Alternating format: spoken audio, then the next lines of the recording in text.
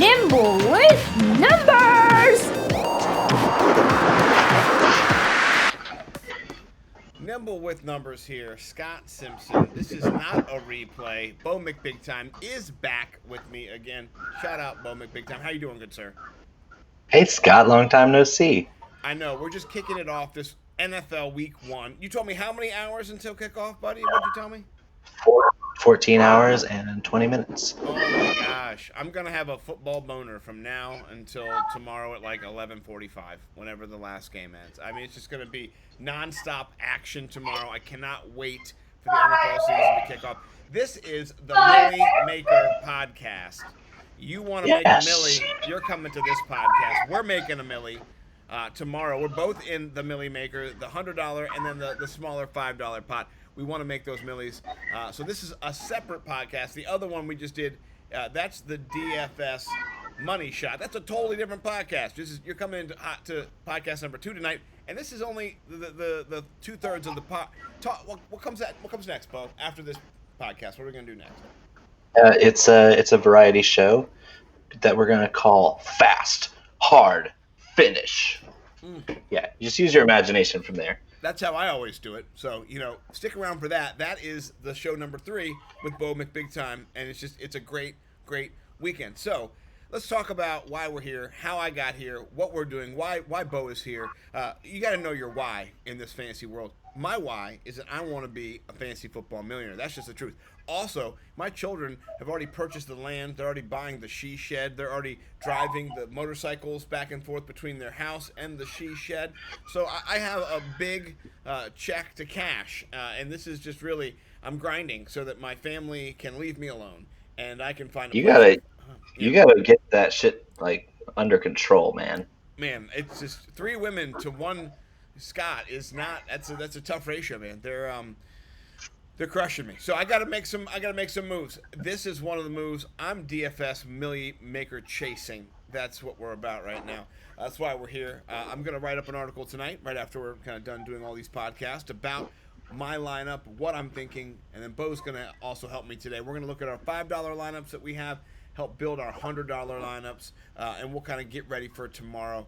Also, though, you never know what's going to happen. Tomorrow, anything could break out at any time as the news drop that Miles Sanders is out. So, real exciting stuff. But where are you coming from on this? What's your why? My why is, if you're dealing with the odds that are equal to being mauled by a polar bear and a regular bear in the same day, why not me? Why not me? Why can't I be that guy?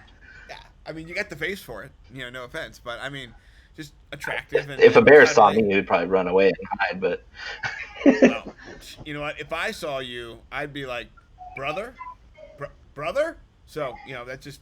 I've been called a bear before, but that's not here or that club. So let's kick it off with how you approach building your Millie Maker lineup, and we're gonna start off by I'm going to share one of mine that I am going to put up on the screen, and then I'll have you kind of comment on it, and then we'll jump in with one of yours. Okay, so I have a real low-owned, also high, I think, upside potential quarterback at a low value, real high value, actually, low cost.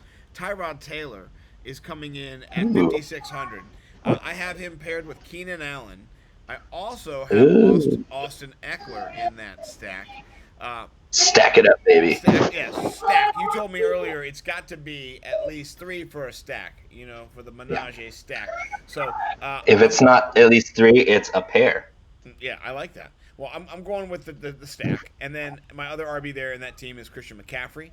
I'm playing big upside with my wide receivers: Deshaun Jackson, Henry Ruggs, Marquise Hollywood Brown.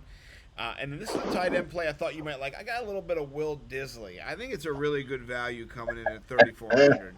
What do you think about the Disley, my friend? Oh yeah, it's a Seattle tight end. They could hire me off the streets and tell me to go run an out route, and I'd probably get knocked off my feet, but I'd score a touchdown. You can score a touchdown. I feel like at that price, he fits into my build. I have the Saints D. It's a little sneaky low end play. Tom Brady is missing receivers left and right. I'm a little worried for this week, seeing how it goes with Father Time and Tom. But maybe he busts out. But What do you think about that lineup? What are you adjusting? What do you like? What do you dislike? I want to hear the good, the bad, and the So K-Rod I tip. love your upside. I love the upside. I love that you're spending up on McCaffrey because what people don't realize is they think, oh, everybody's going to want McCaffrey. But no, at a certain price, that kind of prices people out of ownership. They don't want to have to build around $10,000 in salary on one player, even if it is CMC. Right. And so you're looking at where one running back that's popular that week that's not named CMC might have 20% ownership, and CMC might have 8% because he's just more expensive, and he might still score 10 more points than the RB2 that week. I think that if he can outpace the field like he did last year, the value at some point it just becomes too great to overlook. And You're every looking, yeah, you're looking for a nice build with value with the low ownership. It's a combination, but you don't want to have no chalk at all either. right, You have right, to have some chalk because those guys are still going to score a lot of points. right. But yeah, with McCaffrey, it's I mean it's like taking candy from a baby. It's $10,000, but his average week on DraftKings last year was 31 points Right. average. That's ridiculous. So he has That's built-in 3x value even at the very top of the price chain. right, right. No, I love that. So talk to me about one of your $5 lineups, and then we'll kind of Uh-huh. juxtapose, and then we'll talk about one of the guys that I want to steal from yours, and then you can talk about one of the guys that you might want to steal from mine. So when I'm building a GPP lineup, I like to stack. I like to game stack more than I like to player stack on one side. So I might go with your traditional 3 or 4 player stack from one team, but then also counteract that if it's a high total game. I love hitting the high total games like your Arizona San Francisco. I think it's going to have a sneaky high total, like it did last year. Both games went over the total. Mm-hmm. Your Seattle Atlanta game is going to be a high scoring game. You have to find those and then also look for value within those high scoring games. So I'm looking for high upside, but I'm also looking for kind of the diamonds in the rough where if you have your shootout, it's like you're gonna have a multiple big point totals from different guys within that same game. So who are some of your shootout wide receivers that you're targeting? Oh yeah, baby. So I mentioned the Arizona San Francisco game. Everybody's San Francisco, great defense. It was like Kyler Murray in his rookie year without DeAndre Hopkins went up against San Francisco twice and averaged 25 fantasy points a week. That's that's He that's good, right? I mean, just for Yeah, reference. San Francisco I'm gonna write it down. last year had DeForest Buckner. They don't have him anymore. They also had a problem with mobile quarterbacks and containing them in the pocket. Lamar Jackson ran all over him. Kyler Murray ran all over him. You had multiple guys that can move around the pocket and get and scramble that broke contain multiple times. Kyler Murray is a high volume passer. He's got rushing upside, and that game's going to be back and forth. I don't think Arizona's defense is strong enough to keep it low scoring. So it's going to be high total. So I have Kyler Murray at quarterback, just because he's super high upside every week because he's got the rushing floor, and I am also stacking him with DeAndre Hopkins. I And like that. it I like that. this is PPR, so I mean, you have a guy that's DeAndre Hopkins. It's like you cannot cover him. You could be climbing on his back like you're a piggyback ride, and he's still going to catch the ball. He's gonna catch it if it's near him. He is dead on with those hands. Him and Michael Thomas. You don't want to get into a rock paper scissors contest with either one of Yeah. those guys. Yeah. So I just did a traditional pairing there with Kyler Murray and DeAndre Hopkins, um, and it's just something that's really simple, but I think there's a lot of just straight up volume there. And because even if the 49ers get off to a lead, guess what you get more of? Targets, more passes, more exposure, Yeah. more everything. And guess what? You get a second year quarterback going up against a seemingly good defense. They're a great defense. His ownership is naturally down. I think it's a value play. It makes a smart kind of not And, out thinking. You're underthinking in a way. It's a good thinking, but everybody's kind of overthinking that by kind of overlooking him. I think that's an excellent little sneaky backdoor on that. and I'm only spending 6,400 on a quarterback that could go for 30 plus. Yeah, I like that. Also, I'm not saying to go Kenyon Drake, but last year, one of Yeah. Kenyon Drake's best games was against the 49ers. I think it was, I don't know if it was Monday Night Football or Thursday Night Football, but he ran all This over him. Thursday right after the Yeah. trade. Right, he ran all over him. So, not that he's going to do it every time, but I do think this offense does create problems and create space and opportunity for more, like you said, of a shootout that might be, not the shootout of the week. But you also mentioned, by the way, a game that does kind of feature in one of the biggest overs and kind of the biggest numbers of the week, not counting the Ravens, who are kind of pushing their own narrative there.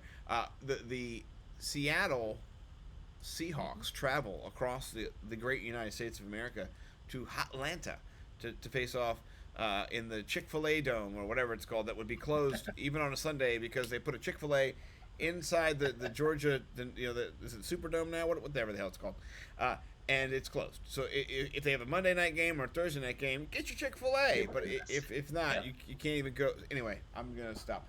But what do you think about that game? Are you targeting Calvin Ridley? Are you going Julio? Are you paying up for him? Or on DraftKings, I could work this lineup around a little bit, get rid of a little bit of override volume, and get Hayden Hurst at 4,300. What do you think about these plays in this game?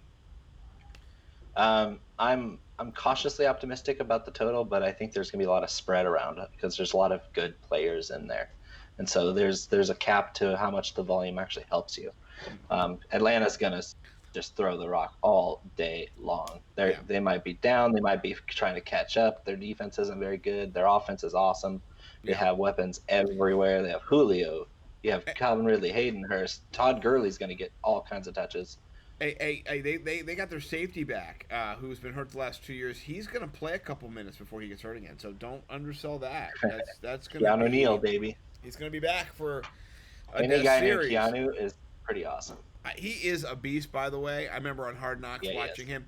I feel so bad for him, and I'm not making light of him at all. I want him to make it back. But those are bad luck injuries too. Yes. Well, I think there's injuries where your body is put into a position where you're rolled up on as a lineman, or you're in a vulnerable position as a receiver or something. Some other injuries, you're just being kind of not being safe with your body, and that's not what happened to him at all. Things giving out, things just going away. So I wish him a speedy recovery. But yeah, the Falcons can be passed on. They can be passed on. That's one of my $5 lineups for the Millie Maker has Hayden Hurst at the tight end spot. It's a safe floor. 4,300 is such a good price for a tight end that might go for 20. You never know. Well, can I bust out a team that has Hayden Hurst on it? And I'll tell you, I did a double stack myself, but it was not a traditional double stack. I did a tight end double stack in this. Now, I'll give you my team and tell me what you think. This is one of my favorite teams, just upside. I kept some of my guys from the previous build around. So here we go. Cam Newton at quarterback, 6,100. Austin Eckler, 7,000. McCaffrey, we talked about 10K before. Marquise Hollywood, 5,100. Deshaun Jackson, 4,900. Henry Ruggs, 5,100. TJ Hawkinson, 4,200. Hayden Hurst, 4,300. And the Patriots D at 3,200. What do you think about this team? It's kind of boom or bust written all over it. What do you think? Is it booming? Is it busting? What do you like in it? What do you not like in it? It could go either way. You know what I like about it? It's a GPP lineup. You have to take risk. If you're just picking chalk in a GPP, you're throwing money right in the pool for the Sharks to just eat up. So it's just you can't be too smart. You also can't be too stupid. You have to catch lightning in a bottle, and it's a once in a lifetime kind of thing to hit it. So you got to take lots of chances on your picks. So it's always gonna be that one guy that goes off that busts the whole table down. So would you rather have something like, there are players I could put in here. I already have Ruggs in here, so I don't want to double, with Edwards at 4,200. But I mean, Hayden Hurst and Hawkinson. Would you like one better than the other? I mean, I think I featured Hawkinson here because of just the injury to Galladay and how Hawkinson has been unguardable in preseason, even though he has been recovering from an injury. What do you think about Hayden Hurst and Hawkinson's kind of preview for Week 1 or prognosis for Week 1, starting in less now than 14 hours and 20 minutes? I see what you did. Thank you. No worries, man. So I do like Hawkinson a lot this week because of Galladay being out. Stafford's still going to throw the ball a lot. I mean, they're a very poorly coached team.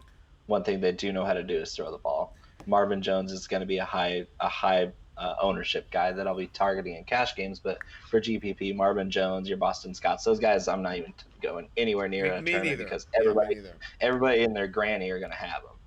Yeah, well, and Deshaun Jackson's one of those guys for me. Everyone's going to have him. 4,900, it's like stealing, and so, but I don't think everybody has Henry Ruggs, and, everybody does not have Cam Newton. And that's the thing about quarterbacks. Yeah. You're not going to get a 10% ownership or a 15% ownership normally, unless maybe you're Lamar and you're pushing 18, 19. But I really like Cam naked. I think that he has rushing potential. He's got touchdown potential. He's got passing potential.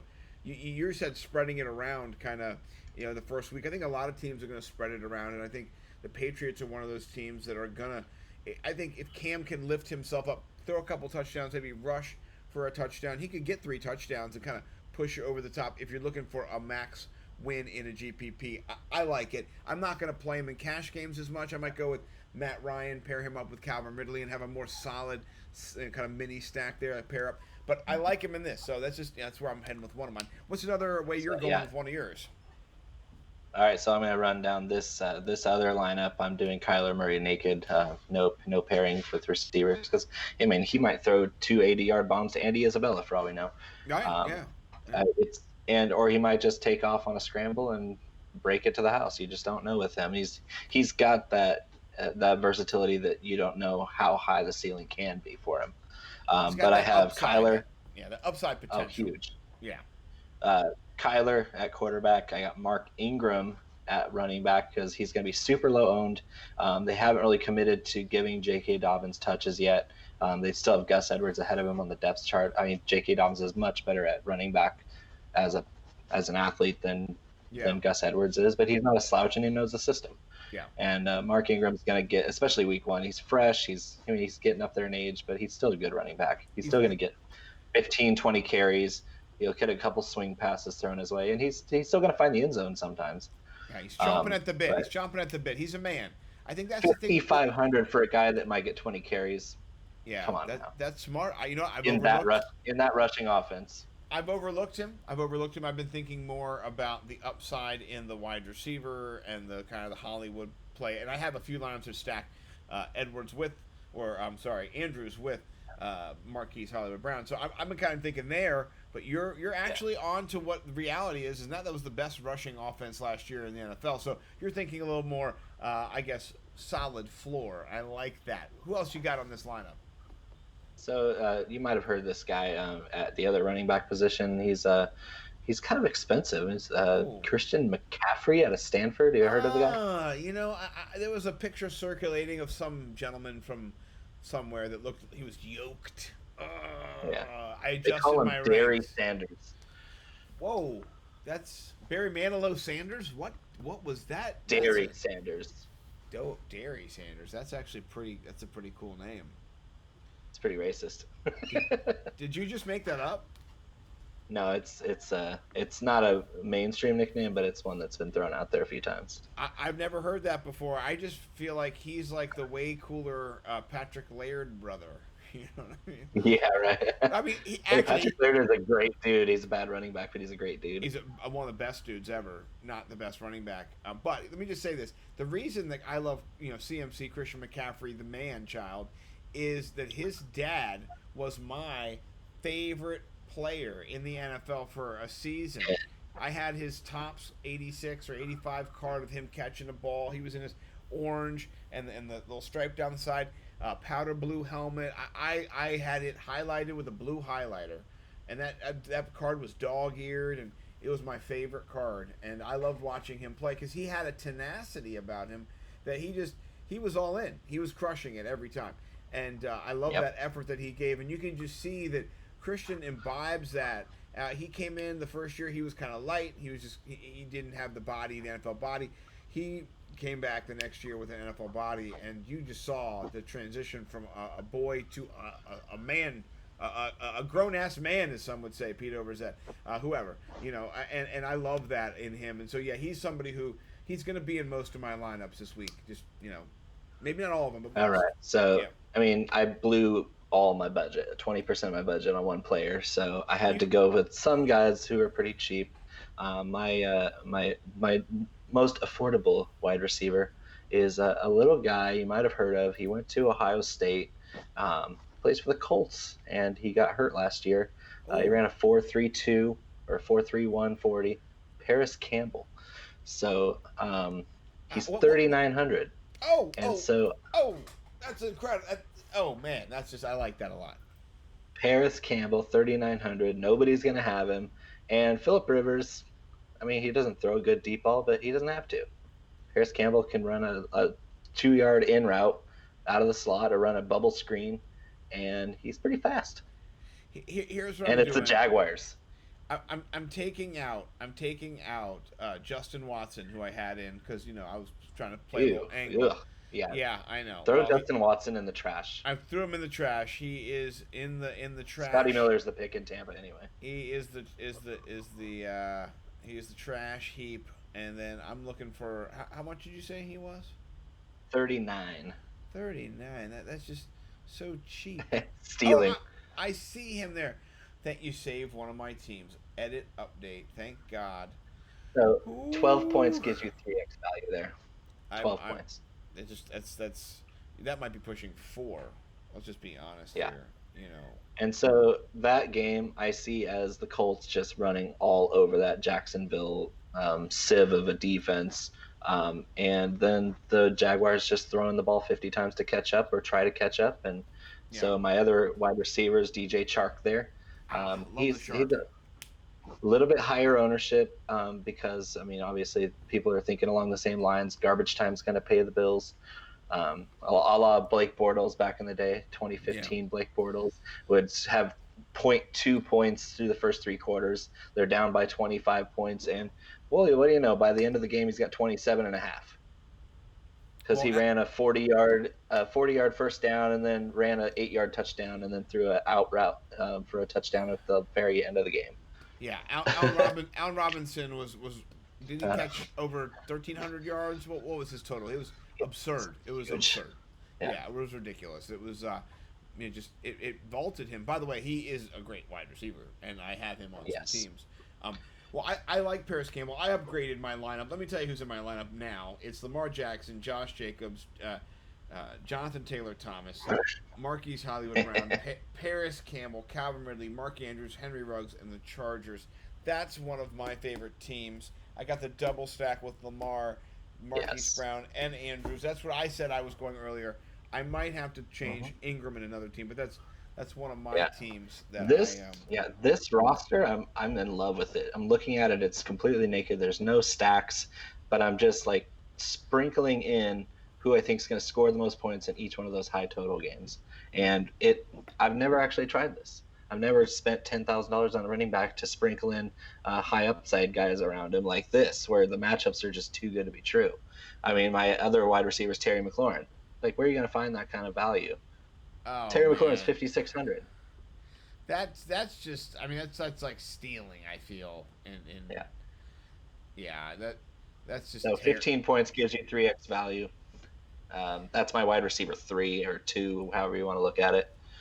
And then my flex is another wide receiver who I think is going to be the beneficiary of a breakout game by Mitchell Trubisky. I'm not touching Trubisky himself, but I like where his head's at against the Detroit Lions. He likes to find Anthony Miller. Anthony Miller's got a crazy amount of talent. He's only 5,000. A-Rob's going to get his. He always does. He's going to get a bulk of the targets, but Miller's going to be in the slot. He's going to be open. Detroit doesn't play defense. I mean, Matt Patricia's their coach. Come on now. Yeah. Anthony Miller has a huge upside there. What do you think? I have, go ahead. Yeah. Okay, so and I was just going to say my tight end for that one is Hayden Hurst at 4,300. It's just good value. I mean, I think he'll get 10 targets and might find the end zone, which would pay my bills. 4,300 doesn't take much. No, not much at all. And that is the sign that we need to stop and talk about Bo's Hot Box Batch Hot Sauce.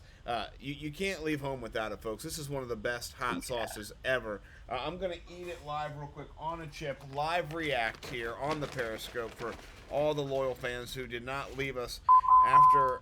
I need to hurry up. I need to get my shit moving. After our That's coming in only hot. your fourth bottle today. Yeah, I mean, I'm going light. Oh wow. Describe what you taste, Scott. Well, there's a Southwest smoky, oniony, spicy. I mean, there's a delicious, hot, burning. My mouth is salivating. It makes me just want to eat another one, but I don't want to chew on camera That's anymore. how So it's supposed to be. yeah, I want your serotonin levels to spike when you eat hot box. Oh man, I'm feeling like I could just burst out. Which everyone of course wants to see, given my history. Keep your clothes on. Yeah, 100%. Well, so here's a question. But yeah, I have the Chargers defense too, so I mean that's surprisingly low ownership because I mean some people do have hope that Joe Burrow's a stud from week 1 on, and I mean I'm kind of in that same camp where I think Joe Burrow's still going to be fine, but the Chargers have a high upside for creating turnovers, especially with how good their secondary is. Yes. Well, I think that there is great potential in that game for the Chargers to kind of maybe take one back to the house. I'm not calling it. I'm saying though that's the kind of game where you have a safety in the vicinity of maybe a robber, something happens, and maybe Joe Burrow doesn't know all his reads. Maybe not. Maybe I'm just completely wrong. But that appeals to me. Yep. So I have a team that I'm considering. It's kind of a wacky team. It's got Russell Wilson paired up with DK Metcalf, and then I also have Austin Eckler, Boston Scott. But then I threw in a wrinkle here. I heard a rumor that the Jets starting safety, the guy, the backup to Jamal Adams, who was traded to the Seattle Seahawks, he might not play tomorrow. And that would literally leave them with like skeleton crew back there in the secondary. And so I feel like the Jets and the Buffalo Bills is the lowest total on the board. It's one of those just gross looking games. I don't disagree. I feel like Buffalo smashes them tomorrow. Like I think like Sledgehammer, bet the over on the 5.5. Go home with a bunch of money. I feel like possibly Stephon Diggs could get behind the defense more than once. And I feel like Scott Hanson, in my mind I just see Scott Hanson saying, and there's Josh Allen's new toy. Who saw it coming? Back to back, whatever. And maybe it doesn't happen. But I put Diggs in there, the only share I kind of have of him. What do you think about that in this play? What do you think? Scott, yes. Can I tell you a secret? Tell me all your secrets, bro. I want to hear them.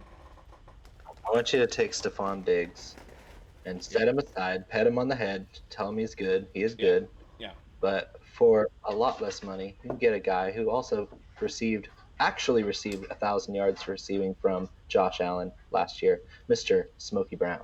Oh, so you want to take Diggs out and put the smokester in? Oh yeah. Like that.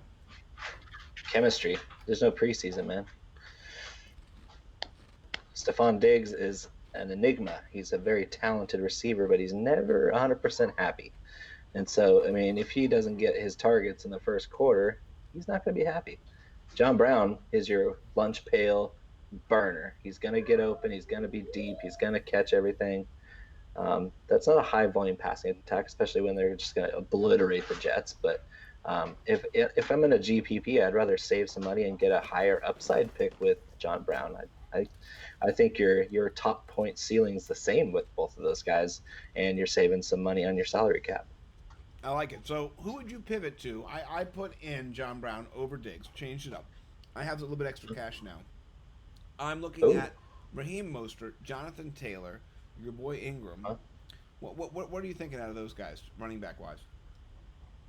Who's your defense on that one? I'm the Washington football team, so I could definitely use a better defense. That's gross. So this is perfect. You put this on a tee for me, Scott. My favorite thing to stack in a GPP is a running back with a defense. So I want you to go. Okay, you can do the Chargers, and you can also do Mostert with the 49ers. You can do Ingram with the Ravens. Can you afford that? No, I cannot. I know Washington's dirt cheap, $2,000. So, I mean, for good reason. You might get -3 out of them. I can do. Here's the problem. If I put in the Chargers, then I'm at the Kareem Hunt, Tariq Cohen, Boston Scott area, which is just terrible. Yeah, well, yeah. Blow Boston Scott's good, but everybody's gonna have him. I'm blowing this team up. This team is over. That's fine. It had to happen. Yeah, we had to. So if you put Mostert in, what does that do? I can't get him in. He's too expensive. The best I can do defense is Kareem Hunt. And if I keep the Washington football team defense, then I can. But that's terrible. So that is really bad. It's the worst. So yeah. Yeah. Well, this team is just going to be kind of scuttled. Yeah, that's how it's going to work. Well, you know what I like to do with those teams is just constantly fidget until kickoff starts. You might find something. Perfect plan for that. And another important point in a GPP is don't be afraid to leave salary on the table. I think that's where you actually do create some value because people are trying to get every money in maximize that. It honestly doesn't matter. In a GPP, the salary actually doesn't matter at all. Your end of the day, if you're under the 50,000 by any amount and you build a team that scores the most points over the pay line, that's what you're doing. I made the most money last year starting. I literally started Caden Smith at tight end. It was like $2,800 against the Cardinals, and guess what? I had 1,100 left when I set that lineup. 1,100. Wow, that's a lot. You know how tempting it is to not like put somebody, just upgrade another 200 or 300 here, 200 or 300 there. I just let it be. I let my OCD just take a back seat and left it there, and bing bing. Chain. Bingity bang bang bang. Well, whew, don't let the salary remaining determine what your team looks like. Well, with that being said, I honestly want to dip into my $100 lineup. Yes, let's do it. And so let's build a lineup. I have a lineup in just a placeholder lineup. I'm Xing out of every single one of these. Let's start out with. Where are you thinking is going to be? This is the $100 entry. This is the big bullet. What $1 million to first place. So this is not going to be the ones we have the $5 bullets in. There's a bunch of people with a bunch of bullets in there. This field's going to be a little bit smaller. So cashing is important. I'm not going to go for gusto in the but I want to cash, but I want to build a solid lineup that's got upside. That's how play the best plays is what's been said, but upside is what I'm looking for. So where are you thinking I should start with? Where's your build start when you look at it? For that lineup, you're thinking the higher the price of the entry fee, the lower the pay line will be, because you have fewer players that are willing to spend to get into the contest to drop all those entries in. It's still the max 150, so you got all the sharks in the water. But the sharks aren't as good as they think they are. I mean, if you get your cheaper $5 to $20 milli maker, you're going to have to score almost 200 points to make any money. Right. In the $100 one, it's going to be lower. You're going to be looking at 180, 185 to win the whole thing. I mean, you'll be cashing at 170, 175, and it will take a lot. Your fraction points will take you from a minimum cash to a lot more. Because you're facing fewer people. There's going to be fewer entries on a higher dollar entry level. I love that. So who is your quarterback in this type of build? It's Kyler Murray. I'm all in on Kyler Murray this week. It's just the perfect storm. He's got a successful history even as a rookie without DeAndre Hopkins. He just lit the Niners up. He's the prototype for how to beat the Niners. Is a guy who can break contain, run the ball effectively, throw a lot of passes. He's got good weapons around him, even better than last year where he scored 25 points a week against them. I just see it as all around low ownership, decent salary at 6,400. The sky's the limit. So he might do 12 to 15 points if he has a bad game against a good defense, but he also might go for 32 and bust the whole thing up. I mean, he does have low ownership, by the way. He's not really somebody who's on the high end. He's at maybe 4.75%. I mean, that's a real nice number for me to jump into. GPP that's green flag racing for me in a big tournament like this. Yeah, I love that. So, who are you playing him naked, or are we gonna stack him up with somebody? What's your thoughts on this? No, I'm stacking him with Hopkins on this one. This is a Hopkins. I like that. Yeah, so it's similar to the one I did before, but I went a little bit different direction where I spent up at running back. I didn't go for the 10,000 McCaffrey in this one because I wanted to create more of a PPR floor with more the upper tier running backs that are medium owned, that they're going to score a ton of points. I have Dalvin Cook, who just signed that monster contract extension. The Packers really aren't that good at stopping the run. No, Um, they're not. They're not at all. and guess what? Minnesota is good enough at running the ball where it won't matter. They're good against really good run defenses too. Oh, somebody let the dogs out on that because that's a nice play Yeah. for you. Would you rather have Austin Eckler or Dalvin Cook? Who do you think is going to have more Well, upside? in this lineup, I have both. Oh, I love that because I was kind of going back and forth, going, can I get both of these guys in here? And Oh yes, maybe yes. I can, maybe I can, and maybe I did. Telling you, this is a sparkling, beautiful roster. Of it could score me 110 and lose everything, and it could win it all. Yeah. But I have Dalvin Cook and Austin Eckler, and my flex is Todd Gurley. So I went and Wow. spent up at all three running back slots possible. Just like we're talking, every one of those guys is going to get 20 touches plus. Huge PPR upside on all three of those guys, and really, I mean, even the guys like Eckler that a lot of people are going to have. Yeah.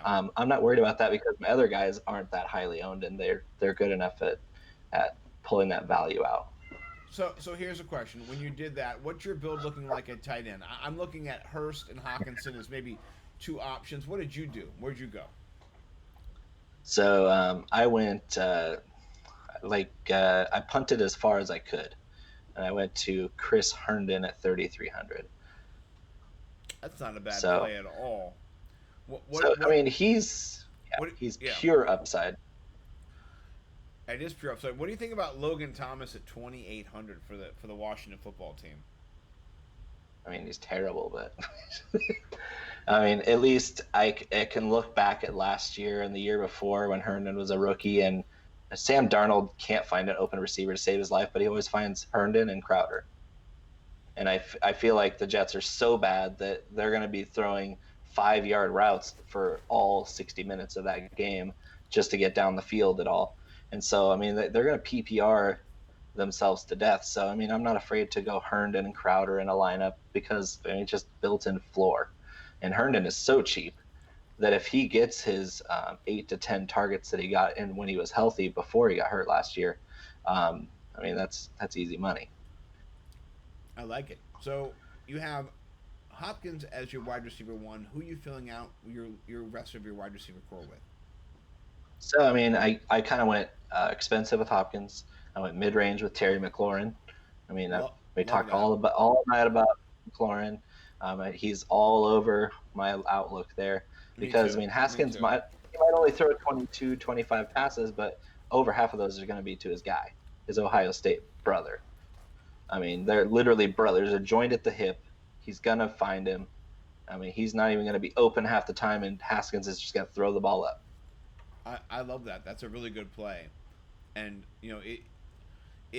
in that range too. You have Crowder at 5,200. Marvin Jones is going to be a volume play at 5,500. John Brown is at 56, a smoke master. But there's nobody else in there. That range is that's like low hanging fruit. I love that. I mean, if you really wanted to go even lower, you could go down to Deshaun Jackson, but that might just be the most heavily padded, dog in the show. So I don't know. Yeah, and I mean, I think that McLaurin is not going to have a huge ownership scale because he's going to draw your Darius Slay coverage for Philly. And here's a secret: Darius Slay is not that good anymore. I heard that. He was all pro in Detroit when he was healthy. He goes to Philly last year. He still got smoked quite a bit by those speed receivers. And guess what? Terry McLaurin's a speed receiver, and Yeah. he's a damn good one. Now the only issue I would have is that his ownership might be a little high. It might be in the 10 to 15 range. That's the only thing. But I do like that play a I'm not lot. afraid of that. I don't want to be over 20% with a guy like him, but No. I'll live at 12 to 15. That's fine. That's fine. I like that. Especially at that price. At that price, it's like he could do 12 points, and it's still 2x value for a mid-range wide receiver. And I think he's going to go plenty over that. Well, and for me, if I don't, I like that play a lot. If I want to pivot, I can pivot to Henry Ruggs or Marquise Hollywood Brown. Either one of those guys are 5,100. You save $500. Maybe put it somewhere else in your wide receiver or your flex, whatever. Who else do you have? So, according to my research, Marquise Brown is going to be the second highest ownership value for all wide receivers this week.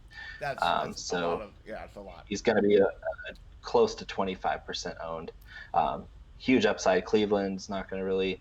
I mean, it's a GPP play. Everybody's looking for that splash guy. What better guy than lit up week 1 last year against a similar bad defensive secondary? So Marquise is going to be very highly owned. So I would like to. I have him in cash games. I have him in a couple head-to-heads, but GPP I'm a little shy. But that surprised me because I just saw that today and I kind of had to move some stuff around because Marquise Brown is a good play, but he might be the. Yeah, I might have to pivot. Might be chalkier than shooting on a Benadryl. Ooh, I feel like Boardwalk Empire.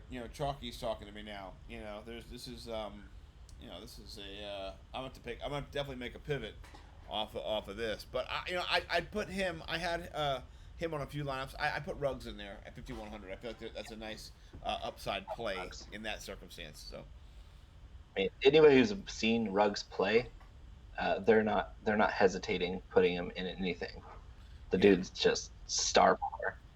No, he is. And I think the nice thing about him is he's not one of the top, 30 wide receivers that are projected, and so but on a week-to-week basis, he could be at the very top anytime. You never know. He's at about the 4.9% range right now. Looking at the optimizers I'm using, so honestly, I feel like there is a lot of opportunity for him in that situation. So right now, here's what I've got. I'm building off of you. I've got Kyler Murray, Austin Eckler, Dalvin Cook, Hopkins, Terry McLaurin, Henry Ruggs. I'm loving it. It's not a McDonald's commercial, but it could be. I've got 1,100. Do you want to know my really boring pick for wide receiver 3? No, give it to me. Scotty Miller. So I'm not sold on Justin Watson. I mean, Scotty Miller was very impressive in camp. All words from Justin Watson. He's a solid dude, but he's not. He didn't have the chemistry with Brady right off the bat like Scotty Miller did. When Brady comes out and says something, you listen because he's not just going to BS or blow smoke. He's going to say, hey, I really trust this guy already. He's been making good cuts. He's making good decisions on option routes. And so with Mike Evans probably limited at best, Chris Godwin might be forced to go from the slot to the X, and that puts your speedy slot guy. I mean, Scotty Miller's a lot faster than Julian Edelman, Wes Welker, those types of guys. So he's the get open guy, but he's also really, really fast, and he can take it to the house. Well, what's his price? I'm having a hard time finding him. He's at 4,000. 4,000. Okay, I think I might have bypassed him. Oh, there he is. Yeah. So, I mean, it's just another kind of hidden gem. He might do nothing. I mean, to get bare minimum out of him would be 8 points. If he doesn't do anything at all, he's only $4,000, and I have a bunch of other studs around him to make up for it. I like it. Who are you leveling off your defense with at the end of this build? This is the Chargers one. That's the Chargers. I kind of just went, solid pick. I mean, surprisingly lower ownership. It's moderate at the highest that I've seen. A lot of people are going with the Ravens, and then the who are the good ones? The Ravens, the Steelers, 49ers. Yeah. No. Yeah. The Chargers for me, it's an obvious one because I think they'll get 5 points as a floor, and then they create some big turnovers, but they're an extremely good special teams team. They've always been well coached on special teams. They always send a guy back there that can return a punt for a touchdown.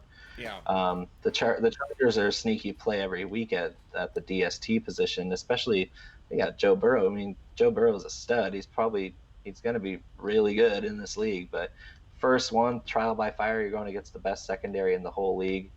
I think I'll take my chances and bet on it kind of being a good upside pick too, even with the solid floor.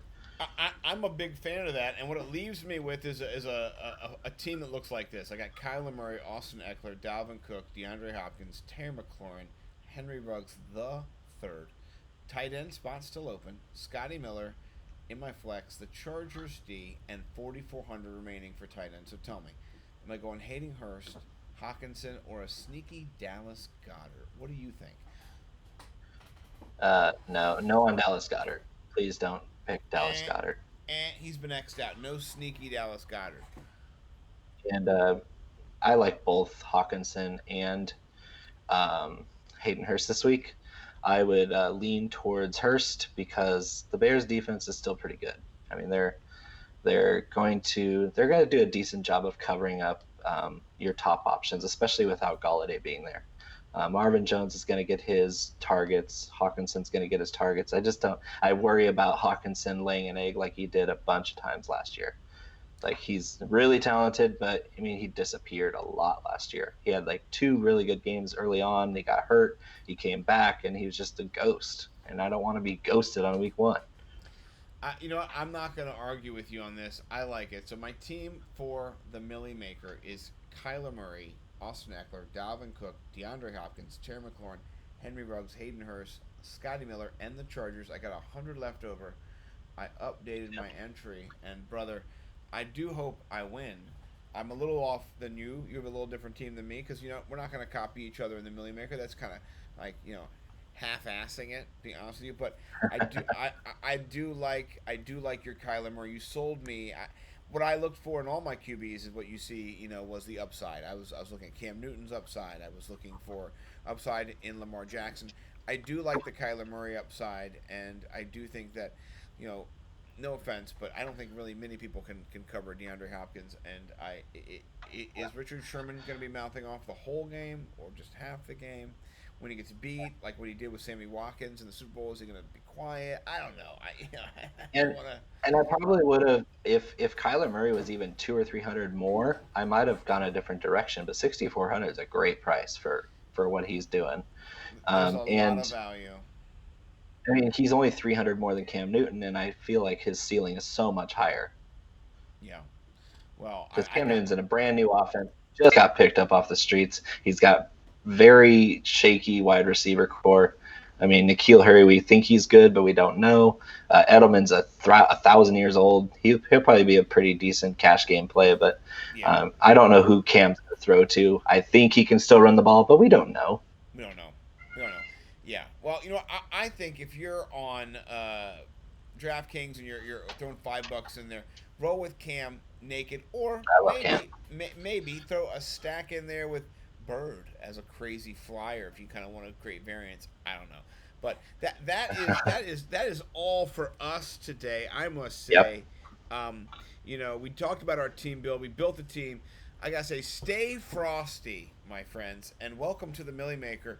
If we win tomorrow, we will still be here next Saturday with the Millie Makers because that's the kind of stuff we do. We bring it every single weekend. We're never ever gonna go anywhere. Should I order my custom grill now? Yeah. I mean, listen, we're here to win it all, and then we're here to stay. This is what we want to do. It's what we love. It's why we're here. So, can't wait. How it says? Okay, here's the long. It says 13 hours, 32 minutes, and 30 seconds. I got the countdown going until the start of the Sunday. 12 team. Oh my God. Okay, my boner is raging. I gotta go polish that off. I hope you guys stick around for the whole season. This shit is gonna be live. Millie Maker, baby. Make sure you put on some clean underwear, please.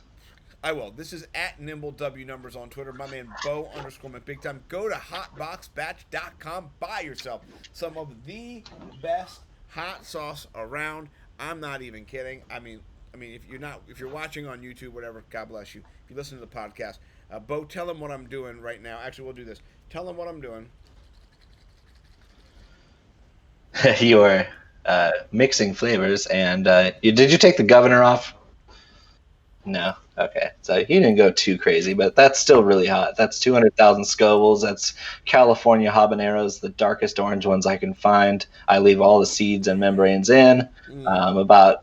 About a cup and a half of chile de arbol peppers that I roast in a pan and soak in water so they blend nice and smooth. So you got plenty of heat in there. And then a lot of herbs and spices that I throw in there to make it amazing. But also, while you're on my site, hotboxbatch.com, at the very bottom of that homepage is a link to my buddies at Viridian Global. They've partnered with me to create a line of apparel with the Hotbox Batch logo on it. They are the ones that created the logo in the first place, so it's been a great partnership, and you can get some sick threads with the hot box logo that is the best logo in hot sauce by far. I mean, it's the best hot sauce. It's got the best logo. I mean, even if you don't eat it, you look cool holding it. I'm working on an apparel guide to make me some hot sauce holsters so people can have that thing on them at all times. I mean, how hip would that be? That'd be the shit, dude. That'd be the hip shit. For sure. Hot sauce on my hip. Dude, I love it. And I'm so excited to be a partner with you. Listen, if you're still listening, guess what we're going to do? We're going to shut this bad boy down, and then we're coming back for podcast number 3. Podcast number 3. Bo, you want to tease that one a little bit? You want to give it your, magic fingers? What's going on next? I don't know what's going to happen in this next podcast, but I do know that we're going to do it fast. We're going to do it hard, and we're going to finish eventually. Every time. If you don't finish, you're not trying. That's what my coach That's the name of the show. Fast, hard, finish. 3 separate words, 3 separate sentences, and we're going to do all 3, not necessarily in that order. Right, yeah. Well, this has been a banner night. We never know what's going to happen, but the first podcast was the DFS money shot. This is the Millie Maker, and we're transitioning into, the fastest and the hardest finish you can imagine. So please stick around. We're coming back. You counted it down. We're at 13 and a half hours. We're going to do a fast, hard finish to kickoff tomorrow. Yeah, I mean, if you don't, at 1 o'clock, when Scott Hansen says, we are live, if you don't, climax, then just that gave me chills. Just are you even a fan? I mean, I know. I gotta go. I gotta clean up. Anyway, see you guys on the next podcast. Bud McBigtime, you're the man, bro. 2 for 2 so far, 100%.